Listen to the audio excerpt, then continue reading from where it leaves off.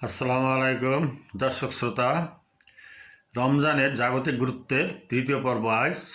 আপনাদের ধৈর্য সীমাবদ্ধতা আমার মাথায় আছে, সংক্ষেপে বলার চেষ্টা করব। আজকের আলোচনার পর্ব হলো পাকস্থলী। মাতৃগর্ভ থেকে আমাদের পাকস্থলীতে বোঝার পর বোঝা আমরা চাপাই আসছি, কখনো নিয়ন্ত্রিত কখনো অনিয়ন্ত্রিতভাবে। আর আমাদের অজ্ঞতা একটা বিশাল ফ্যাক্টরের জন্য। তো এটা কিছুটা বিশ্রামেরও প্রয়োজন আছে। আপনার যেমন শারীরিক বিশ্রামের প্রয়োজন, এই অর্গানটার প্রত্যেকেরও একটা বিশ্রামের প্রয়োজন। সুতরাং এই যে দীর্ঘ সময় যে আমরা পানাহার থেকে বিরত থাকি, এই সময়ে এই পাকস্থলীটা এই নতুন খাবার প্রক্রিয়াজাত থেকে অন্যদিকে মনটা দিতে পারে বা কাজার দৃষ্টিটা দিতে পারে। তা আমাদের যে খাবার খাই এবং নির্গত হয় মানে সিস্টেমেটিক ওয়েতে, সম্পূর্ণ বর্জ্য কিন্তু বের হয় না। এর জন্য ওখানে কিছুটা ওই বিষক্রিয়া তৈরি হয়, যা খুব দূষিত একটা টক্সিন যাকে বলা হয়।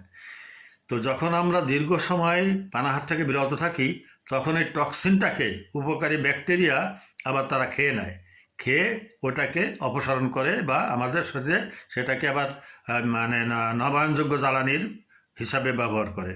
তো এই জন্য আমাদের শরীরে একটা বিশাল উপকার, সৃষ্টিকর্তার অপূর্ব কৌশল, স্বয়ংক্রিয়ভাবে সব কিছুই হচ্ছে এবং তিনি জানেন বিধায় আমাদের প্রতি রোজাটা চাপিয়ে দিয়েছেন যে তার সৃষ্টিকে ভালোবাসেন তিনি, তার সৃষ্টি তাকে জানেন ভালো থাকে, মানুষ বা প্রাণীগুলো ভালো থাকে, সচল থাকে, সক্রিয় থাকে, অপেক্ষাকৃত রোগমুক্ত সুস্থ জীবনযাপন পালন করতে পারে।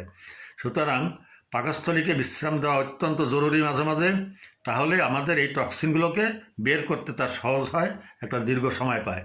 যাই হোক, আমরা এটা মাথায় রেখে সেভাবে পানাহার করব এবং আগামী রোজাগুলো যেন সবাই সুস্থভাবে সম্পন্ন করতে পারি, এই দোয়া করে এবং আমি আপনাদের কাছে দোয়া আছে শেষ করছি। ধন্যবাদ।